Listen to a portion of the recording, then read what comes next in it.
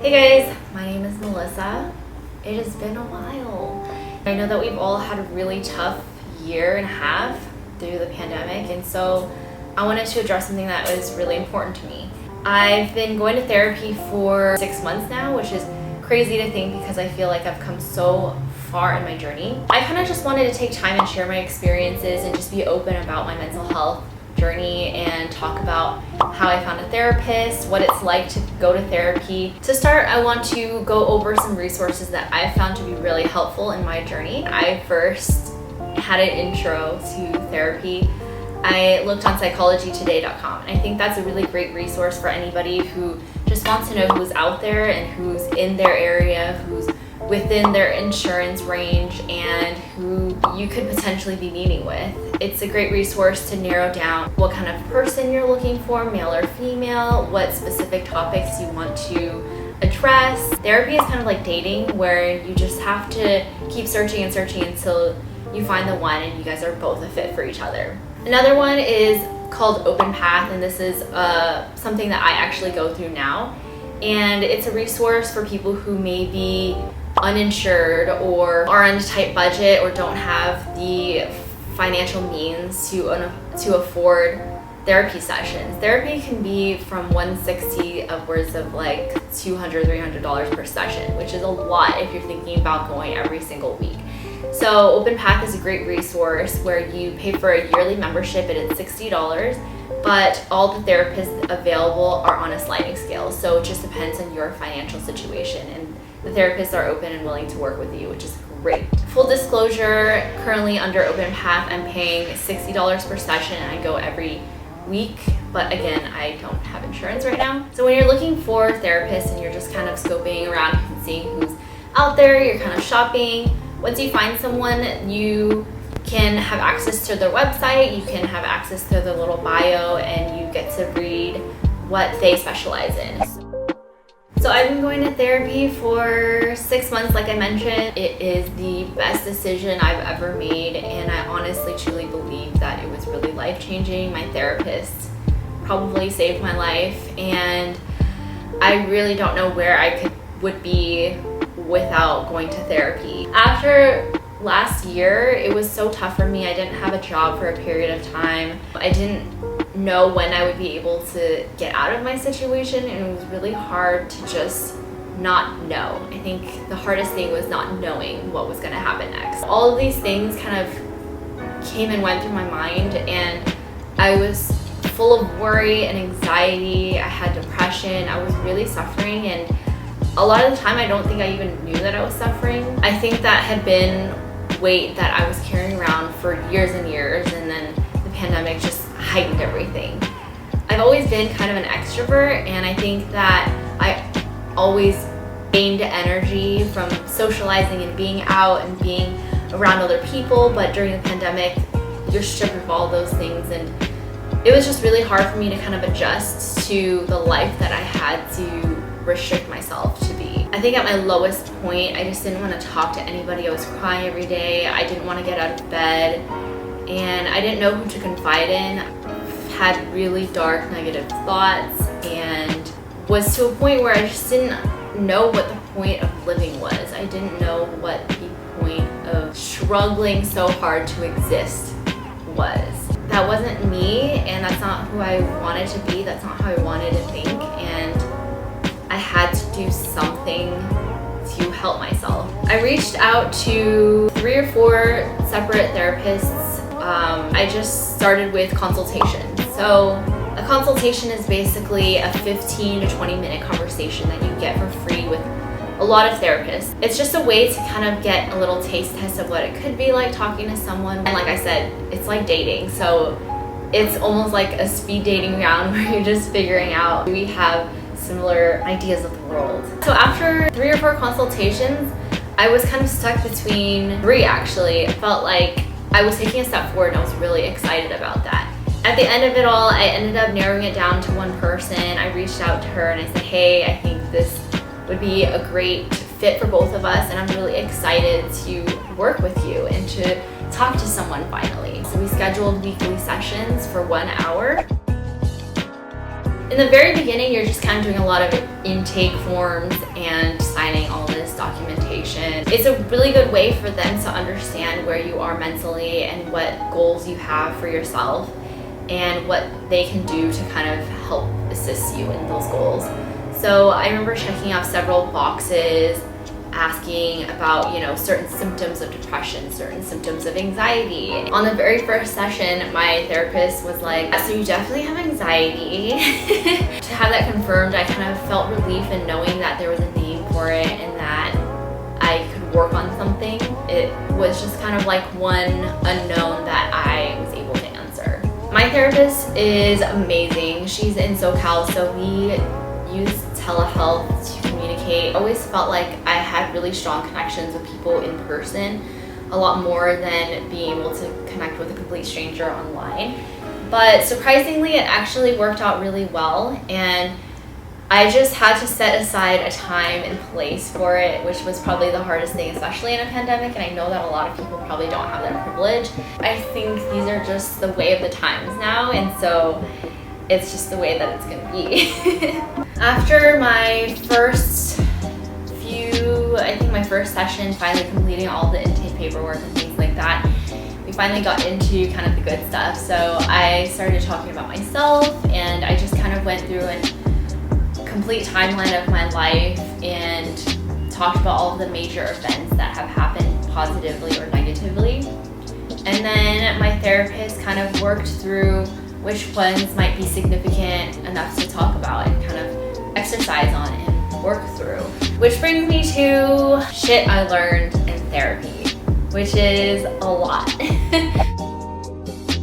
I think that one of the first things I learned was ultimately just what is self-love. I remember her asking me, what do you think self-love is? And I was like, well, I think it's just taking care of yourself mentally, doing things that you love to enjoy. And she was like, yeah, I think when I talk to a lot of my patients or clients or whatever, I find that a lot of people kind of misconstrue the term self-love with going to spa days or getting your nails done and getting your hair done and things like that. She showed me a self-care wheel, and it consisted of 5 different categories of her life. So physically, spiritually, mentally, emotionally,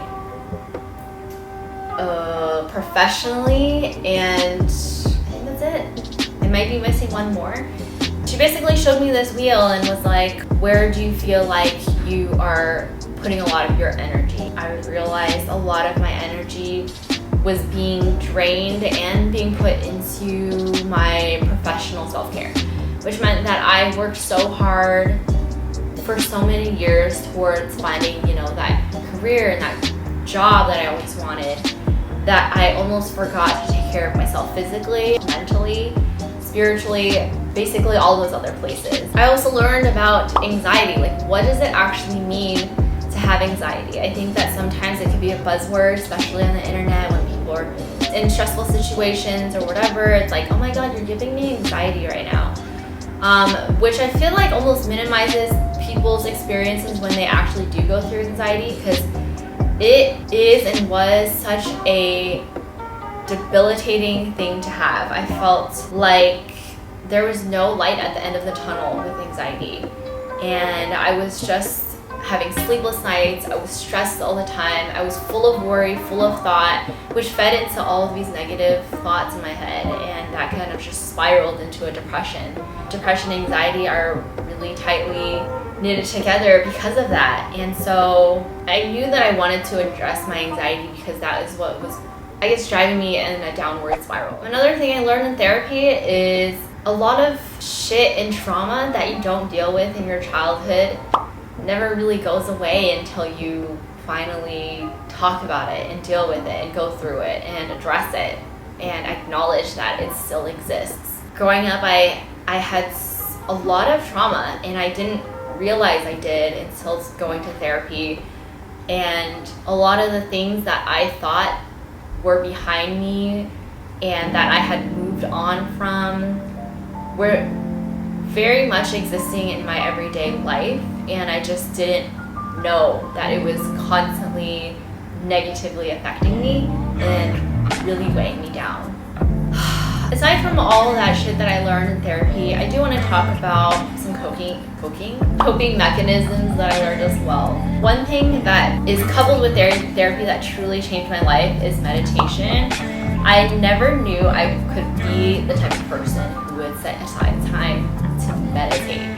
To literally just sit there and not do anything for minutes on end. I have attempted in the past to get into meditation. It just never really stuck. It didn't click with me. This time when I tried it, I think I went in with an open mind. I was willing and I was allowing myself to be vulnerable. I made a goal for myself to do maybe like at least once a week if I need it.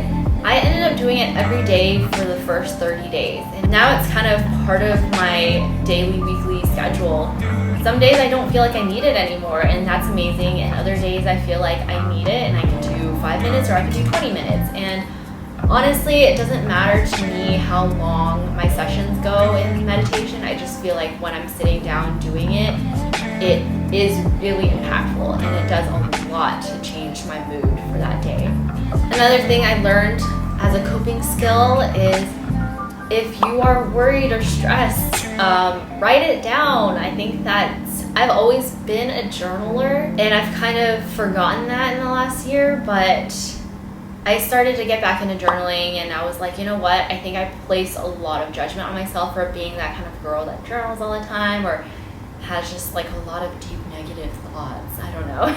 I find that it really helps me, you know, and I think that being able to write down all of your worries in one sitting, it helps you kind of rationalize through them and look through and be like, okay, what can I worry about later and what can I deal with now? But I would kind of cross off, okay, I can't control this, so I'm not gonna worry about it. Other things that I could complete, I would kind of make it into a to-do list and I would break it down into the simplest tasks. I started feeling like I was being productive by checking off all these little boxes.